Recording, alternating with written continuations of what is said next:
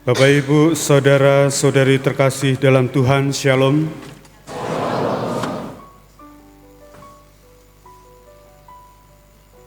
Dalam perikop bacaan pertama kitab Zakaria,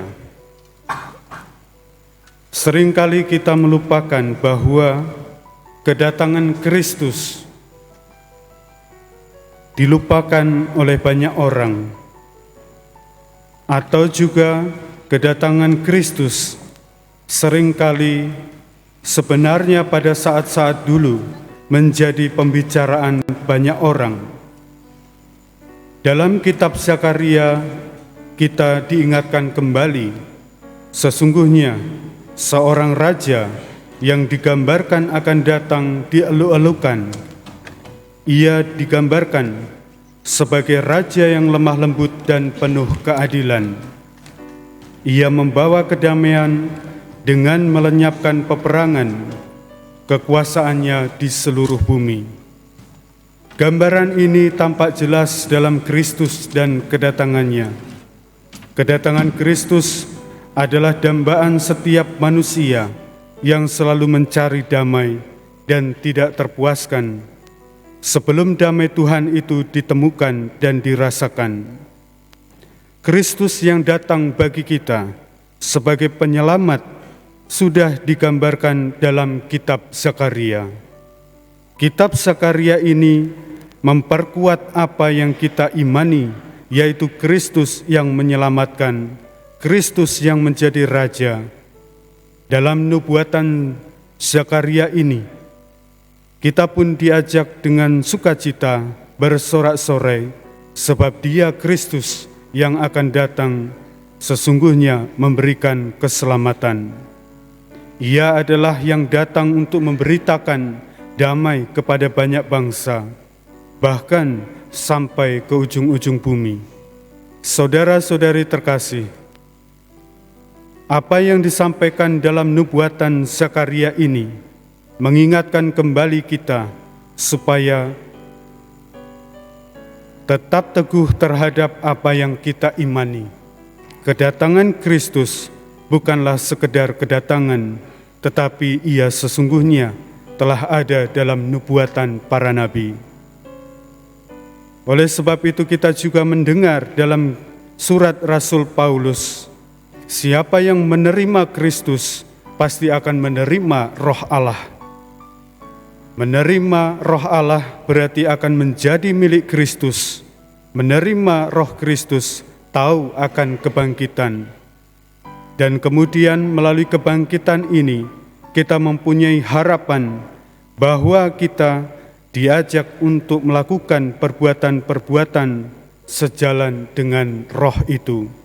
Roh yang menghidupkan, membuat kita pada dasarnya akan mematikan perbuatan-perbuatan duniawi. Seringkali perbuatan duniawi, hidup menurut daging, membelenggu kita untuk berpikir sesuatu hal yang sifatnya rohani. Meskipun apa yang kita lakukan di dalam dunia ini juga amat penting untuk persiapan kita mendatang, tetapi melalui Roh Kristus kita menjadi orang yang tahu bagaimana cara membedakan apa yang harus saya lakukan untuk hidup di dunia ini. Apakah kita akan melulu hidup menurut daging, ataukah kita menurut firman Tuhan, supaya kita senantiasa hidup dalam Roh Tuhan, mematikan perbuatan-perbuatan tubuh yang membawa kita kepada kematian. Kita memilih Roh Tuhan, kita memilih Kristus menjadi penopang hidup kita, supaya hidup kita tetap terarah kepada suatu keselamatan. Hari ini, ketika kita mendengarkan Injil dan perkataan Yesus sendiri yang disampaikan kepada kita, seringkali dalam memahami misteri keselamatan kita menggunakan akal kita. Injil hari ini dalam konteks hidup Yesus saat itu, bahwa Yesus berhadapan dengan orang-orang Farisi, ahli-ahli Taurat yang seringkali pandai dan pintar terhadap apa yang ia pahami sebagai aturan-aturan Taurat. Aturan Taurat yang dipahami oleh orang-orang Farisi menimbulkan kepandaian dan kebijakan bagi mereka, supaya mereka ini dapat memberikan beban yang banyak bagi orang-orang saat itu. Orang-orang sibuk dengan segala aturan, sibuk dengan hukum, tetapi mereka lupa kehadiran Tuhan. Mereka sibuk mengatur tentang urusan duniawi, tetapi sebenarnya mereka lupa akan kehadiran Tuhan. Inilah yang dikritik oleh Kristus, bahwa kebijaksanaan Allah tetap menjadi misteri bagi orang pandai dan orang bijak. Artinya, kepandaian dan kebijakan sebetulnya dan sesungguhnya bukan halangan kita untuk menjadi pintar dan pandai. Tetapi konteks saat itu memperlihatkan kepada kita, Yesus mau mengkritik hukum Taurat yang seolah-olah hukum itu selalu menyulitkan banyak orang. Justru dengan hukum itu seringkali orang membenarkan dirinya untuk menghukum orang lain. Bahkan seringkali menyalahkan orang lain. Kalau tidak sesuai dengan hukum Taurat, maka orang itu layak dipersalahkan, bahkan layak dihukum. Yesus membuka pikiran kita semua bahwa sebagai orang-orang yang dipilih oleh Allah, mengenal Bapa, maka kita akan datang kepada Kristus, supaya kita pun tahu bahwa di dalam Kristus sebenarnya beban yang dipikulkan kepada kita oleh Kristus tidaklah berat. Di dalam Kristus, cinta kasih itulah yang dipikulkan kepada kita, damai. Ketika kita datang kepada Kristus, maka Kristus mengatakan kepada kita, siapa yang letih lesu dan berbeban berat, datanglah kepadaku. Sebab Kristus sebenarnya hanya membutuhkan pertobatan kita. Pertobatan kita supaya kita ini tetap menjadi orang-orang yang merasakan sukacita Tuhan. Saudara-saudariku terkasih, apa yang dikatakan oleh Kristus tentang orang kecil bukanlah mereka yang lemah, miskin, dan menderita. Tetapi sesungguhnya yang dikatakan Kristus adalah mereka yang kecil, jauh dari harapan untuk hidup, jauh dari harapan untuk keselamatan. Maka datanglah kepada Kristus, Sang sumber keselamatan itu, sebab Kristus menyatakan kepada kita semua telah diserahkan kepadaku oleh Bapa-Ku, dan tidak seorang pun mengenal anak selain Bapa, dan tidak seorang pun mengenal Bapa selain anak. Kita ini kecil dan tidak tahu apa-apa. Sebenarnya apa yang dikatakan oleh Kristus bukan kepada kemiskinan atau orang kecil yang menjadi objek seperti pemikiran kita saat ini. Seolah-olah orang kecil itu adalah orang miskin dan menderita, yang mereka menjadi objek dari pemberian kita, sehingga seolah-olah kita punya kewajiban untuk memberi, untuk bersedekah, seolah-olah orang kecil itu adalah orang miskin.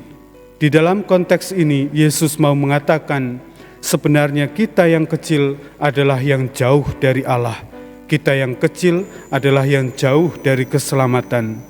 Maka kita diajak untuk mengenal Bapa yang Maha Rahim, Bapa yang ada di surga, Bapa yang memberikan terang akan keselamatan melalui Kristus. Dan hanya Kristus yang mengenal Bapa yang di surga. Dialah yang memberi pengertian kepada kita supaya kita menjadi orang-orang besar, orang-orang yang bersukacita dalam Kristus. Orang miskin dan orang menderita bukan objek untuk pemberian kita, tetapi sesungguhnya mereka datang. Jangan-jangan orang yang dikatakan oleh kita miskin dan menderita, merekalah yang sesungguhnya mengenal kerahiman Tuhan. Mereka sesungguhnya yang pandai bersyukur kepada Tuhan.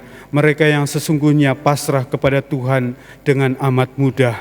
Maka Yesus mengajari kita semua, aku bersyukur kepadamu ya Bapa, Tuhan langit dan bumi, sebab misteri kerajaan Engkau sembunyikan bagi orang bijak dan orang pandai, tetapi Engkau nyatakan kepada orang kecil. Saudara-saudariku terkasih, seringkali Orang yang menderita, orang yang miskin kita jadikan objek seolah-olah mereka tidak bisa bersyukur. Jangan-jangan mereka adalah orang yang paling bisa bersyukur dan mengandalkan kepasrahan hidup kepada Tuhan.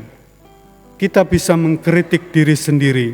Apakah dengan apa yang kita miliki di dunia ini, kita sudah bersyukur kepada Tuhan atau belum? Jangan-jangan apa yang kita memiliki malah membuat kita lupa untuk bersyukur kepada Tuhan. Apa yang kita memiliki dengan sebanyak-banyaknya membuat kita jauh dari Tuhan. Kita bisa mengkritik diri sendiri. Jangan-jangan kita sendiri merasa menjadi orang besar tetapi tidak pandai bersyukur. Jangan-jangan orang yang kita jadikan objek menderita, objek orang miskin, sesungguhnya mereka adalah orang yang pandai bersyukur. Bagaimana dengan hidup kita? Sudahkah kita merenungkan hidup kita ini menjadi orang-orang yang lemah lembut dan rendah hati? Semoga apa yang kita lakukan di dunia ini sebenarnya adalah sukacita untuk Tuhan, sukacita untuk kita, dan sukacita untuk sesama, karena di dalam Kristus kita belajar banyak hal. Sebab Kristus lemah lembut, kita datang kepadanya untuk menjadi lemah lembut. Sebab Kristus rendah hati, kita datang kepadanya untuk juga menjadi rendah hati. Di dalam Kristus ada ketenangan. Di dalam Kristus semua keselamatan terjadi atas kita. Tuhan memberkati.